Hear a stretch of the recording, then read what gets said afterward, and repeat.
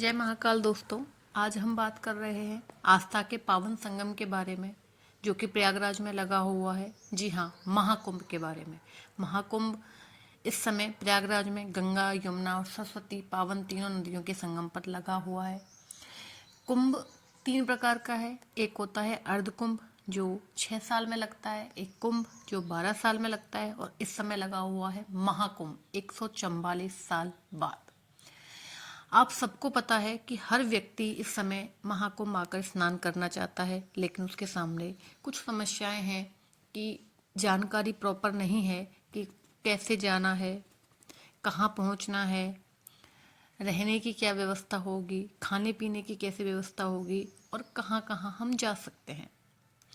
आप सब बहुत ही उत्सुक हैं महाकुंभ में पहुंचने के लिए, तो मैं बस आपकी थोड़ी मदद करना चाहती हूँ। आपको कैसे पहुंचना है, कहाँ कहाँ दर्शन करना है, कहाँ रुकना है, खाने की क्या व्यवस्था है, इवन फ्री खाने की क्या व्यवस्था है, और आपका कितना बजट हो सकता है, इन सब के बारे में आज हम बात करेंगे। चलिए, समय व्यर्थ ना करते हुए अपनी जानकारी को आगे बढ़ाते हैं। तो प्लीज़ वीडियो को पूरा देखना है, लाइक करना है, शेयर करना है, और अच्छा लगे तो सब्सक्राइब भी करना है। दोस्तों, महाकुंभ में फिर से आपका बहुत बहुत अभिनंदन है, बहुत बहुत स्वागत है। दोस्तों, आप यहाँ पर काफ़ी सारे संतों के दर्शन कर सकते हैं, मुख्य मुख्य अखाड़ों पे घूम सकते हैं, और ये 13 जनवरी से 26 फरवरी तक लगातार चलने वाला है। तो इस शुभ अवसर से अपने आप को वंचित ना रखें, और सभी से नम्र निवेदन है कि आप सभी एक बार वहाँ जाएं। आप महाकुंभ की भव्यता को देखिए कि किस प्रकार से सरकार ने व्यवस्थाएं की हैं, किस प्रकार से रेलवे स्टेशन पे व्यवस्था की है। आप सभी उन सब चीज़ों को देखिए। यदि आप ट्रेन से आएंगे तो आपको बहुत सारे स्टेशन पड़ते हैं प्रयागराज में, वहाँ कहीं भी उतर के वहाँ से टैक्सी, ऑटो मिल जाएगा। लेकिन आप अगर प्लेन से आने जाते हैं तो आप नज़दीकी एयरपोर्ट पे उतरें और वहाँ से बाई बस आ सकते हैं। अब बाई रोड अगर आ रहे हैं, यदि बाई रोड आ रहे हैं तो आपको सिटी के बाहर काफ़ी सारी पार्किंग की सुविधा मिल जाएगी। नॉर्मल स्नान के समय में भी आपको पार्किंग की सुविधा मिलेगी, अमृत स्नान के समय में भी पार्किंग की सुविधा मिलेगी। परंतु जब नॉर्मल स्नान होगा तो आप संगम तट के कुछ पास आ सकते हैं, लगभग 3 से 4 किलोमीटर, तब भी थोड़ा पैदल चलना पड़ेगा। लेकिन हाँ, यदि आप अमृत स्नान के समय आएंगे तो कम से कम आपको 10 से 15 किलोमीटर पैदल चलना पड़ेगा। तो प्लीज़ इस चीज़ का ध्यान रखें।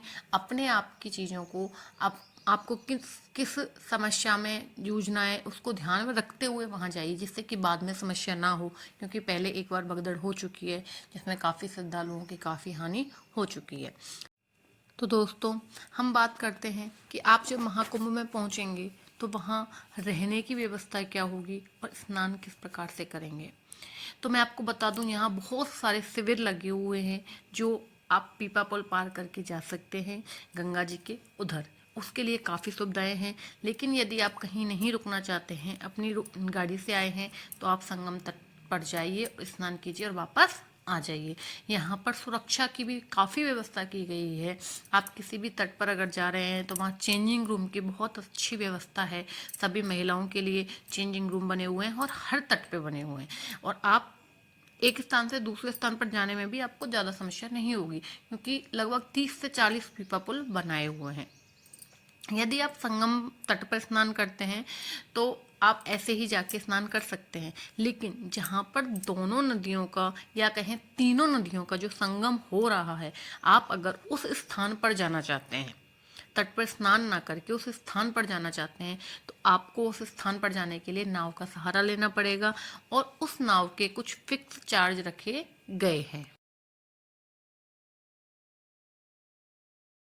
तो आप तट से या क्लब हाउस से बोट लेकर के आप नाव के द्वारा वहाँ संगम पर जा सकते हैं। लेकिन एक बात याद रखिए, उस संगम पे आपको चेंजिंग रूम नहीं मिलेगा, क्योंकि वो नदियों के बीच में है। वहाँ कोई स्थान नहीं है चेंजिंग रूम का। आप वहाँ पूजा कर सकते हैं, अपने इष्ट को मना सकते हैं।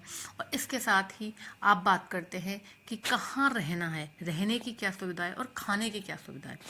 आप स्नान करने के बाद मुख्य मुख्य खेमों में जाइए, जो वहाँ शिविर लगे हुए हैं, वहाँ आपको एक से एक साधुओं के दर्शन होंगे जो जिन्होंने अपना पूरा जीवन तपस्याओं में निकाल दिया है। और मुख्य शिविरों पे आप जब जाते हैं तो वहाँ आप आराम कर सकते हैं, और लगभग सभी शिविरों में फ्री भोजन की सुविधा भी है, तो आपको भोजन की सुविधा भी मिलेगी। आप वहाँ जाकर कथाएं भी सुन सकते हैं। आप जिस भी गुरु जी को मानते हैं, जिस महाराज जी को मानते हैं, आप वहाँ जाइए और उनकी प्रवचनों को सुनिए, उनकी कथाओं का आनंद लीजिए, और आप उनसे आज्ञा लेकर के आप शिविर में भी रुक सकते हैं, रात्रि भी बिता सकते हैं। लेकिन अगर आप शिविर में नहीं रुकना चाहते हैं और कोई होटल ढूंढ रहे हैं, तो प्रयागराज में बहुत सारे होटल हैं। लेकिन एक बात ये है कि अगर आप वहाँ होटल लेंगे तो उसका कोई फिक्स चार्ज नहीं है कि मैं आपको कोई फिक्स चार्ज बता सकूं, क्योंकि वो अपनी रेट चला रहे हैं। लेकिन हाँ, महाकुंभ में IRCTC ने भी अपने कैंप लगाए हुए हैं, तो आप उन कैंपों में भी रुक सकते हैं। वो आपको ऑनलाइन मिल जाएंगे, होटल्स भी ऑनलाइन मिल जाएंगे, लेकिन उनके रेट बहुत ज़्यादा हाई हैं। 4,000 5,000 से कम कोई भी रूम वहाँ नहीं मिल रहा है। तो ये आप अपनी सुविधा के हिसाब से कर सकते हैं। बात करते हैं खाने की, तो खाने की वहाँ कोई प्रॉब्लम नहीं है। महाकुंभ में इतने सारे शिविर हैं और सभी शिविरों में प्रसाद आपको फ्री मिलता है, तो आप चाहें तो किसी भी शिविर में जाके भोजन प्राप्त कर सकते हैं। अगर चाहें तो किसी भी शिविर में जाकर रुक सकते हैं, बस आपको उनसे आज्ञा लेनी होगी। तो आप वहाँ जाकर सभी संतों साधुओं का आदर कीजिए, उनका सुनिए, उनके प्रवचन सुनिए और उनके बारे में जानिए। अब बात करते हैं और अन्य जगह जो प्रयागराज में घूमने की हैं। प्रयागराज में काफ़ी ऐसे भव्य मंदिर भी बने हुए हैं, आप वहाँ जा सकते हैं।